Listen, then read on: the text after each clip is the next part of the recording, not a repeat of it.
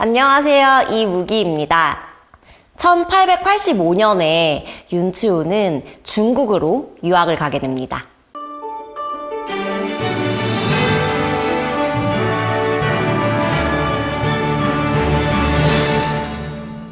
1월 13일에 일기를 보면 병조판서 김윤식이 말하기를 윤치호가 미국 공사를 끼고 도망간다고 하더라. 1월 19일에 일기를 보면은 1월 19일 날 아침에 배를 타고 출발해서 22일에 나가사키를 거쳐서 중국으로 가게 되는데요. 그래서 1월 23일에 아침에 머리를 자르다. 이때 이제 윤치호가 처음으로 머리를 자르게 된 것 같아요. 이 결심도 되게 멋있어요.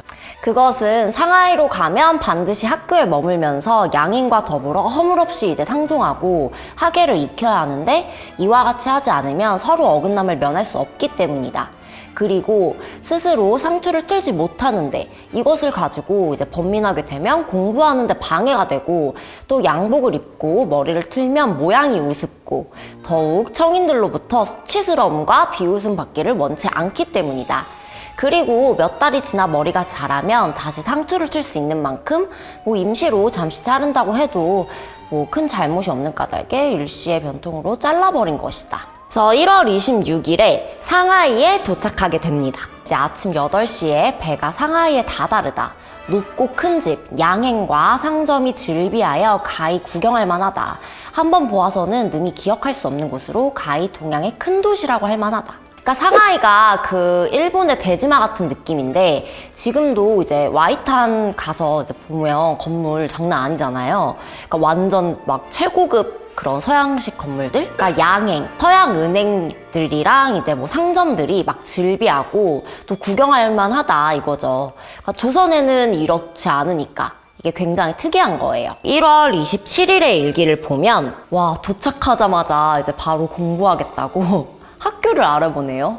진짜 대단하다. 그리고 이때부터 윤치호가 어떻게 보면 서양 공부를 본격적으로 이제 접하게 되는데 무슨 과목들을 공부했을지 이제 1885년도 일기를 보면 이제 쭉 알 수가 있어요.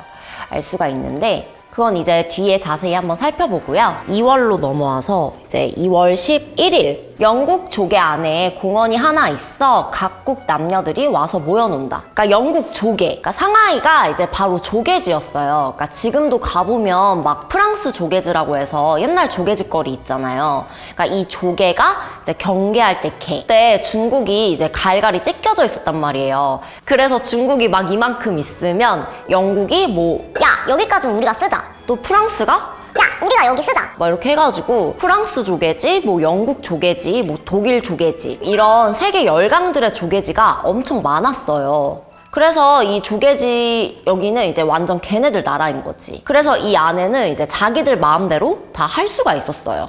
그리고 이제 돈미는 이제 중국인들. 지난번에 막 이제 돈미해서 우창칭 이런 애들을 막 얘기했는데 저도 이제 윤치호 일기를 쭉 보다 보니까 그러니까 돼지라는 것 자체가 이게 좀 중국인들을 칭하는 것 같아요. 그래서 이제 막 뒤에 돈미, 돈수 이런 식으로 뭔가 사람을 얘기할 때 뒤에 하나 이제 애칭을 붙여주는 건지 이제 중국인들은 저기 못 들어가고 그래서 이제 돈미가 수모당하는 것을 볼 수 있다. 근데 이제 만약에 우리나라, 그러니까 여기서 이제 중국 놈들이 막 못 가네, 수모당하네 막 하는데 이 상황이 이제 조선에 똑같이 벌어졌어도 조선 사람들도 똑같이 못 그랬을 거다. 그러니까 이거를 반면교사로 삼는 거죠. 2월 14일 일기를 보면 이제 이날이 양력으로는 이제 2월 14일인데 음력으로는 이제 12월 31일. 그래서 오늘은 금년 금음날이다. 올해의 마지막 날이라 이제 한 해를 돌아보는 거죠. 1883년도에 이제 요코하마의 푸투공을 따라 이제 서울에 돌아와 머무르기를 2년. 그때는 영어에 힘썼고 한일은 주상의 뜻을 이제 푸투공에게 전했고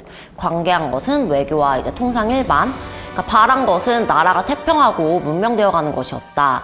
그런데 나이가 어려 아는 것은 짧고 학문은 단련되지 않았고 미국 공사관에 머물러 지내면서 시기를 기다렸던 것이다. 그래서 이제 지난 일기 보면 맨날 공사관에서 지내잖아요. 막 영어 공부도 하고. 그동안 이제 관망하건대 조정에는 주석과 같은 신하가 없고 인민에게는 떨쳐 일어서려는 바람이 없다. 지금이랑 똑같죠? 이제 그러나 몇백 년 닫아두었던 방문이 막 열리게 되자 머뭇거리며 능히 활발하게 앞으로 나아가지는 못하는 것도 당연한 이치라고 하겠다. 그러니까 문이 열려봤자 못 간다는 거지. 뭐 그런 신화도 없고 인민도 막 이러니까. 그래서 아직 왕과 왕비에 대해 존경심도 있고요. 이제 보면은 이제 성명 보면은 이제 성군과 이제 밝은 명자 해서 이제 아직까지는 요 사람들 왕과 왕비를 이제 밝은 사람들이라고 하면서 이제 여러 나라 문명과 기술을 받으려고 한다. 그리고 이렇게 쫓고 있는데 보필하는 사람이 없어서 성공한 것이 없는 게 한스럽다. 금년 가을 겨울이 되어서는 점차 그물을 벗어날 희망이 있었던 것이다. 이렇게 이제 청불전쟁 얘기도 나오고요. 그리고 이날 일기가 되게 의미가 있는 게 그동안의 이제 정리예요. 그러니까 윤치호가 스스로 정리를 해주는 거예요. 이제 요약 정리. 그리고 이제 개화당은 비록 수는 많지 않으나 문벌 좋은 집안 출신이어서 가히 큰 지도자가 될 만했다. 더욱 약간의 이제 시무에도 통달하고 있어서 나라에 희망을 주는 사람들이었으며 그 수가 가히 한 나라의 당을 이룰 만하였다. 문견을 넓히고 알지 못하는 것을 깨우치기를 날로 달로 더하여 인민들이 이제 밝은 것을 취하고 어두운 것을 버리는 보람을 볼 수 있게 되었다. 그러니까 지난 갑신정변 이제 주도자들 덕분에 인민들이 많이 깨우치게 되었다. 그리고 이제 요 뒤에 붙인 코멘트를 보면요. 가을 겨울 사이에 이제 인민들이 검은 옷을 많이 입게 되었다. 이로 볼 때 또한 인민들이 실리를 취하여 밝은 곳으로 나아가려는 일반의 방향을 가히 엿볼 수가 있겠다. 그러니까 그때 조선 사람들이 막 하얀 옷, 그러니까 흰 옷을 되게 많이 입었잖아요. 그래서 단점이 뭐예요? 때가 잘 타요. 그래서 이제 빨래를 엄청 해야 돼요. 그래서 이제 실제로 조선시대 여자들은 이제 빨래를 하다가 막 하루가 다 갔다고 막 할 정도로 이제 빨래하는데 시간을 많이 할애했단 말이에요. 그래서 이제 윤치호가 요즘 막 검은 옷을 입게 됐다는 게 그런 필요 없는데 이제 노동을 안 하게 됐다는 건지, 그래서 뭐 이런 지도자들 때문에 조금은 이제 인민들이 깨우칠 수 있게 되었다. 뭐 이런 얘기 같고. 그러나 이제 사오인이 이제 개화의 총도자가 되어 갑자기 격패한 일을 저질러 나라를 위태롭게 만들고 청인들로부터 억압과 능멸을 받음이 전날보다 배는 더하게 되고 이른바 개화에 관한 말을 땅에 발라 흔적도 없게 하리라는 것을 어찌 뜻하겠는가. 그러니까 오히려 이 갑신정변을 계기로 이제 청인들 군대들이 막 들어왔잖아요. 그래서 더 그렇게 만들었고 또 개화파들이 막 그런 행동을 해서 막 오히려 개화라는 게 더 나쁜 뜻으로 생각들게 되었다. 뭐 그런 거죠. 전에는 이제 인민들이 비록 외교하는 것을 좋아하지는 않았으나 오히려 시비를 가리려고 하지는 않았다. 그러니까 옛날에는 외교라는 걸 듣고 이제 뭔지 잘 모르니까 이제 시비를 막 가리고 막 그런 옳고 그름을 몰랐다는 거예요. 개화당을 꾸짖는 자도 많았으나 오히려 개화가 이롭다는 것을 말하면 듣는 사람들도 감히 크게 꺼끄러들지는 않았다. 근데 이제 그 갑신정변을 겪고 나서는 이제 사람들이 소위 그 개화당이라고 하는 것은 이제 충의를 모르고 외국 사람들과 연결하여 나라를 팔고 결의를 배반하였다고 하고 있다. 어찌 개화에 주목한 사람 가운데 마음속에 이와 같은 의사를 품은 사람이 있었겠는가. 그러나 패격하여 이를 그르친 사후인이 곧 전날의 개화당 인물인 까닭에 세인들은 다 외교하는 사람을 나라 팔아먹는 역적이라고 부르고 있는 것이다. 그러니까 개화라는 게 원래 좋은 건데 이제 일반 막 조선 인민들은 이제 좋은지 나쁜지 잘 모르기는 했어요.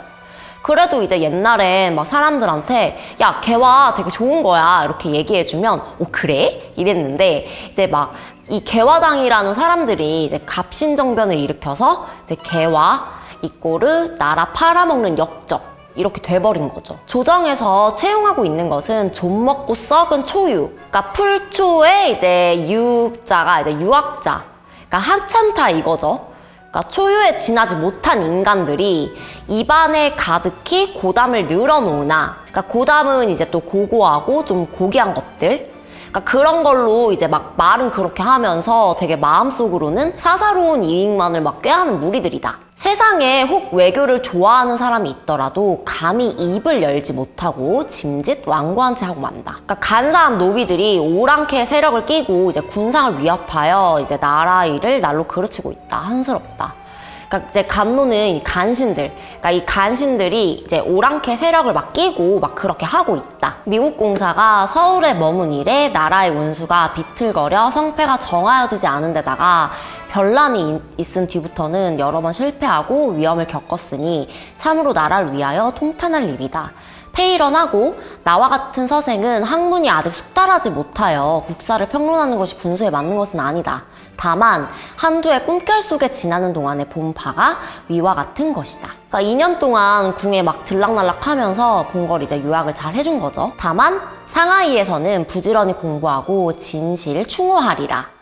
여기서도 이제 충후, 충심을 강조하고 있죠. 학문이 성취되면 이제 서울로 돌아가 근친하여 부모를 봉양하고 성군을 보필할 것이다. 성군, 여기서도 이제 충심. 오는 새해부터는 이제 만사가 태평하고 나라가 평안하기를 원하고 빌 뿐이다. 내가 이제 더 공부해서 우리나라 이제 더 보탬이 되고 싶다 하는 이런 각오. 다음 날에 2월 15일, 음력으로는 이제 1월 1일. 그래서 아침에 일어나 부모, 친족, 이제 군부, 왕, 그리고 군모, 중전, 그리고 동궁, 이제 세자, 그래서 왕실 열의와 이제 조선 인민이 새해부터 만복되기를 하고 이제 청평하고 안락하기를 가만히 빌다. 또 이날은 천국 새해의 아침이다. 가게 문은 닫혔고 남녀들이 모두 새 옷을 입고 서로 찾아다닌다. 1883년 1월 1일 이제 일본에서처럼 이제 새 풍경을 묘사했고요.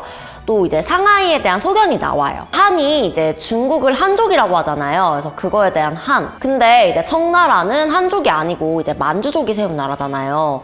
그래서 이제 조선에서도 이제 나중에 막 청나라 오랑캐라고 막 끝까지 막 명나라의 의리 지켜야 된다고 막 했고, 그래서 이제 한족의 풍속을 엿보기에 충분치 않다 뭐 그런 말을 한 거고, 쭉 상하이에 대해서 자기가 느낀 걸 쭉 써놨는데, 가옥은 2층. 그러니까 이제 조선은 2층이 없잖아요. 그래서 막 근정전도 이제 밖에서 보면 2층이지만 이제 안에서 보면 1층이고 이제 막 겉에만 이제 2층이니까. 그러니까 2층을 만들 수가 없었어요, 조선시대에는. 뭐 돌이켜보건대 우리나라의 부귀한 사람, 호사한 자제들의 의복은 이곳 보통 사람들의 평상시 옷에도 미치지 못한다. 이는 비록 적은 일이나 우리나라의 재물 없음을 가히 알만하다. 그러니까 우리나라는 얼마나 그지 같냐 이 말인 거죠. 그리고 여기 이제 상하이에 대해 조금 좋은 말 하다가 이제 뒤에 또 막 이제 나쁜 말이 막 나와요. 길 위에서 마구 오줌을 누워 더러운 냄새가 성 안에 가득하다. 그리고 또 이제 지금 중국 사람들 보면 손톱 기르는 것처럼 이제 이때 여기서도 뭐 높은 사람은 뭐 손톱 길이가 5촌, 그 다음 높은 사람 길이는 2촌 5푼 등등. 그리고 늘 일을 닦지 않는다. 밤낮으로 일을 하여 이제 잠옷 부지런한 듯 하지만 이제 그 조루한 것으로 미루어 볼 때 그 게으름은 또한 볼 수 있다. 인민들은 허풍 떨기를 좋아하고 이제 부문은 떠들어다니는 말, 그걸 이제 크게 숭상하고 이제 떠들어대기를 좋아한다. 나라의 체면은 돌보지 않고 다만 품전의 이익만을 찾는다. 음식은 정결하지 못하여 구역질이 나게 한다. 윤치호 그 뒤에 달리는 코멘트가 진짜 더 웃긴데, 내가 지금까지 코멘트 했는데 이거는 이제 모두 우리나라에 대한 평에도 들어맞는다. 외국인이 우리나라를 보면 이제 반드시 이와 같이 평론할 것이다. 그러니까 우리도 똑같다. 우리도 이 수준이다. 바로 이 말이죠. 근데 그 다음도 웃겨요. 외국인들이 이제 지금 중국인을 개돼지처럼 생각한다는 건데, 중국 사람들은 스스로 중국 인민이라고 하고 또 다른 나라 사람들을 지목해서 오랑캐라고 하고 있다. 아, 심하다. 하늘은 어찌하여 이 나라 인민을 이제 구제하여 맑고 신선한 공기가 있는 곳으로 옮겨놓으려 하지 않는 것인가. 그리고 이제 8월이 되면요, 윤치호가 이제 수저우로 여행을 이제 4박 5일 여행을 다녀옵니다. 8월 2일까지 쭉 여행한 내용들이 나와요. 이제 탑에 간 이야기가 나오는데, 9층 위에 올라가 연필로 내 성명을 적어 뒷날에 표지를 삼았다. 그러니까 옛날 유적지 가면 되게 막 유치하게 막 자기 이름 막 이렇게 적고 나오는 거 있잖아요. 윤치호도 그걸 했어요. 그래서 이제 8월 6일 여기 보면은 아침 11시경에 이제 발선하여 상하이로 향하다. 이렇게 이제 4박 5일의 수저우 여행을 마치고 다시 상하이로 이제 돌아오고요. 8월 8일 수저우 다녀오는데 뭐 이 정도 돈이 들었고 그래서 뭐 더치페이 했다 이런 내용들 나와 있고요. 그리고 이제 수저우성을 봄에 가히 이 나라에 사람이 많고 재화가 넉넉함을 엿볼 수가 있다. 이렇게 해서 또 이제 수저우에 대해서 보고 느낀 점들이 이렇게 쭉 나오고요. 나는 청인을 가증스럽고 완고한 노비로 생각하는 터인데 이 같은 혼호의 종이 되는 것을 스스로 영광스럽게 생각하여 떨쳐 일어나려 하지 않는 자를 어찌 가히 사람이라 이르겠는가. 까다에게 조선이 여러 나라에게 버림을 당하여 금수나 이제 야만으로 보이는 것이 어찌 좋기 괴이하다 하겠는가. 그러니까 조선이 막 여러 나라한테 이렇게 막 버림당하고 또 뭐 금수나 이제 뭐 야만으로 보이는 게 당연하다 이거죠. 그러니까 이런 노비 같은 이런 청인들한테 스스로 이제 영광스럽게 노비가 되고자 한다 막 이런 말인 거죠. 이렇게 해서 이제 중국에서의 윤치호의 생활이 이제 시작이 되는데요. 뭐 다음 시간에는 이제 1885년에 중국에서 이제 윤치호가 어떤 공부를 했고 또 윤치호한테 또 무슨 일들이 일어나는지 한번 이야기해 보겠습니다. 작스튜브 많은 좋아요와 많은 구독 부탁드리겠습니다. 감사합니다.